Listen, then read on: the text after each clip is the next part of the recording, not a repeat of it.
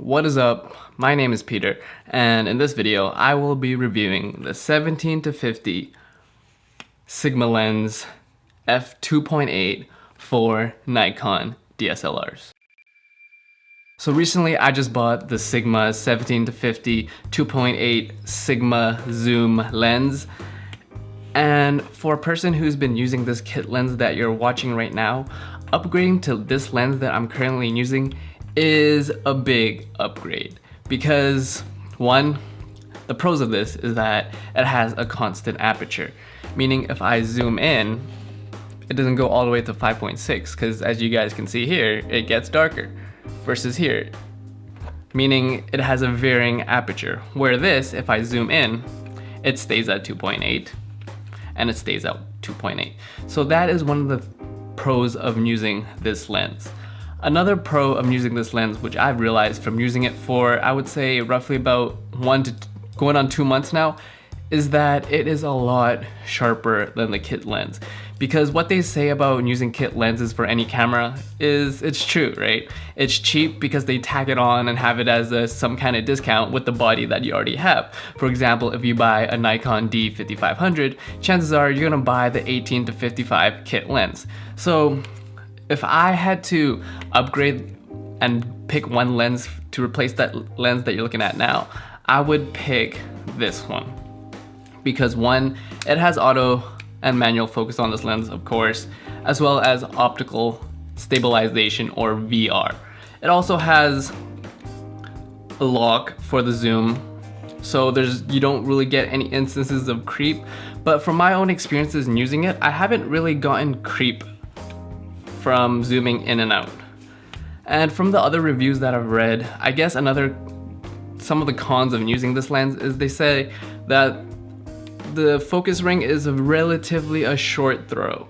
So it's a little tricky to get used to it first if you're used to, other lenses with more of a throw when it comes to the focus ring. But once you use it, it is a short focus, but once you get used to it, it's not that bad.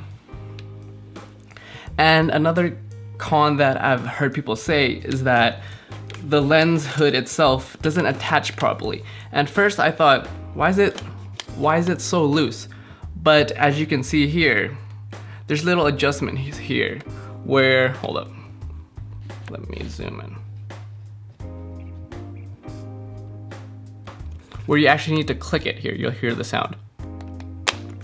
Now the lens hood is on there nice and tight. So I guess one of the cons from my own experience in using it in comparison to the kit lens that you're seeing now is that it is almost 3 times as heavy as that one.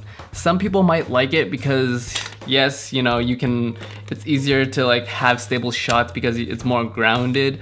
But if you're a run and gun type of person, you might not want to use this lens on a consistent basis.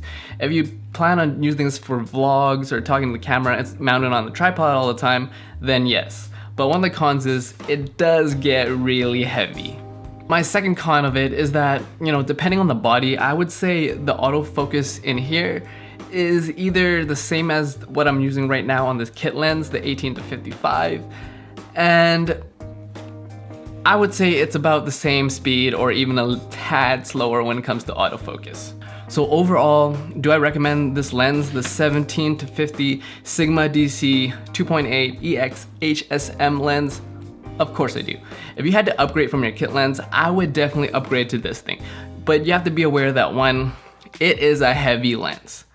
So you're either gonna be mounting it a lot or you gotta start doing those wrist curls. But overall, it's much more sharper, more light, and just an overall huge upgrade to your kit lens. And if you haven't watched my other video yet, I would also recommend the 1.8 Nikon 35mm prime to pair yourself with this, and you would be pretty much money to shoot anything that you want to shoot. And of course, what's a review without a compare and contrast between the lens that I'm using now versus this lens? So before and after. And as you can see, since the ISO isn't bumped up so much because you have another stop of light, is that less grain, much more sharper, And if you want to check this lens out, it's in the description for you guys to check it out. And that was my review of this lens. And I'll see you guys in the next one.